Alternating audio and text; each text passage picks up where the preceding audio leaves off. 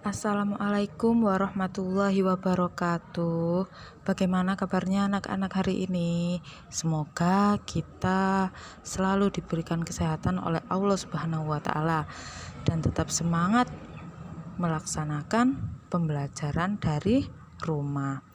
Pada hari ini kita belajar pada tema 1, subtema 4, pembelajaran kedua. Disimak baik-baik ya. Kalian masih ingat apa tidak tentang percakapan keluarga Udin pada pembelajaran sebelumnya? Nah, sebelumnya kita pernah membahas tentang percakapan antara Udin dan keluarganya yang merencanakan untuk pergi berlibur. Ini adalah teks percakapan tersebut. Kalian bisa membacanya kembali. Nah, dari teks percakapan ini, kita bisa membuat cerita berdasarkan isi dari teks percakapan tersebut. Nah, untuk menulis cerita ada panduan-panduan yang perlu kalian perhatikan. Yang pertama, judul yang sesuai dengan cerita, artinya sesuai dengan teks percakapan tersebut. Yang kedua, orang yang berbicara itu siapa saja dan apa saja yang dibicarakan. Yang ketiga, kegiatan yang dilakukan. Yang keempat, alasan dilakukannya kegiatan tersebut. Yang kelima, cara melakukan kegiatan. Nah, dari teks percakapan tersebut kita bisa membuat cerita dengan judul rencana berlibur. Pada suatu hari, keluarga Udin merencanakan kegiatan berlibur. Udin dan Mutiara mempunyai keinginan yang berbeda. "Aku ingin pergi ke kebun binatang," kata Udin. "Bagaimana kalau ke pegunungan saja?" tanya Mutiara. Ayah pun mengajak untuk berdiskusi mencari jalan tengah agar tidak terjadi perselisihan. "Liburan kali ini kita pergi ke kebun binatang. Liburan selanjutnya kita pergi ke pegunungan," usul Mutiara. Semua anggota pun menyetujui usul Mutiara. Ibu dan ayah memuji Udin dan Mutiara karena mau menyelesaikan permasalahan dengan kepala dingin. Nah, dari teks percakapan yang sudah dibaca, judulnya adalah rencana berlibur. Nah, orang yang berbicara, tokoh yang ada dalam teks tersebut ada Udin, Mutiara, ayah, dan ibu. Nah, itu harus disertakan semua. Tetapi untuk percakapannya tidak perlu ditulis semuanya. Nah, seperti yang dicontohkan ibu di sini, ibu hanya menuliskan 3 percakapan saja. Jadi tidak dituliskan semua juga tidak apa-apa. Nah, selanjutnya yang ketiga, panduan yang ketiga adalah kegiatan yang dilakukan. Apa yang dilakukan keluarga Udin dalam percakapan tersebut? Mereka merencanakan berlibur, mereka mendiskusikan tujuan liburan yang akan mereka kunjungi. Alasan dilakukannya kegiatan tadi apa? Nah, mereka tadi kan sedang berdiskusi. Kenapa kok mereka berdiskusi?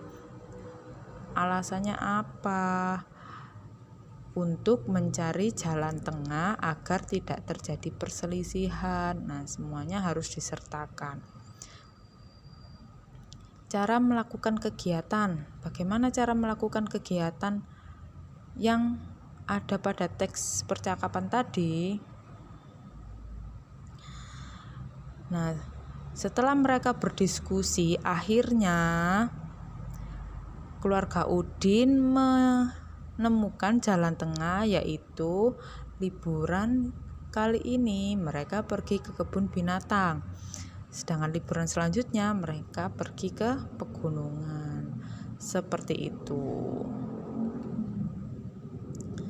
Jadi kalian harus membaca terlebih dahulu dengan seksama teks percakapan yang akan kalian buat ceritanya.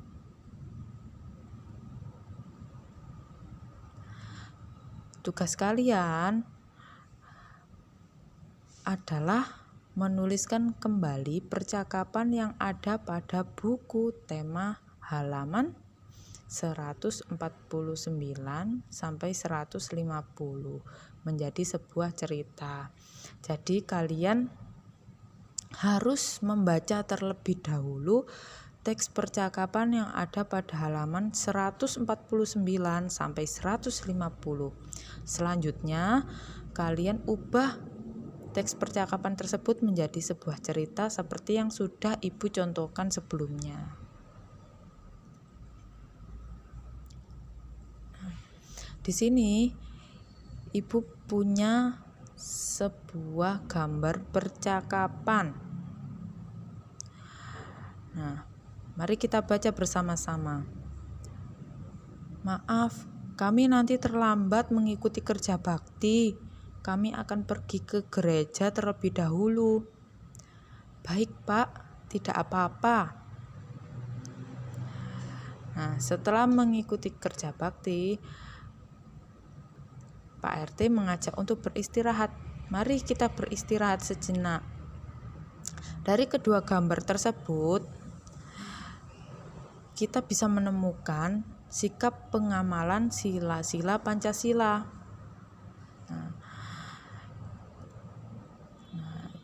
Dari gambar yang atas itu adalah penerapan sila ke-1. Sila ke-1 dilambangkan oleh bintang yang berbunyi ketuhanan yang Maha Esa.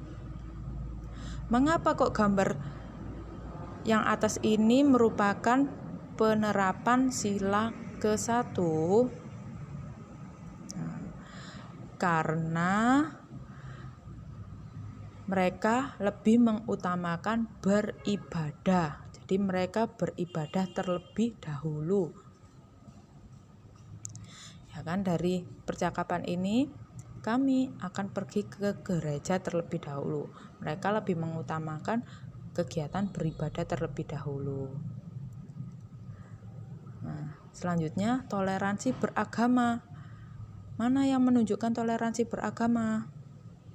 Nah, percakapan yang diucapkan oleh Pak RT. Baik, Pak, tidak apa-apa. Nah, artinya Pak RT mengizinkan untuk warganya beribadah terlebih dahulu. Itu namanya toleransi, menghargai. Sedangkan gambar yang bawah merupakan penerapan sila kedua yang berbunyi kemanusiaan yang adil dan beradab, dilambangkan dengan rantai emas. Karena dari gambar yang bawah ini warga saling membantu untuk kerja bakti. Ya, itu merupakan penerapan sila kedua. Selanjutnya dari sini Pak RT mengucapkan mari kita beristirahat sejenak. Nah, itu merupakan juga unsur kemanusiaan, mengajak untuk beristirahat setelah melaksanakan kerja bakti. Nah, sekian pembelajaran kita hari ini. Apabila ada yang masih ditanyakan, kalian bisa langsung menulis di kolom komentar atau mengajukan pertanyaan melalui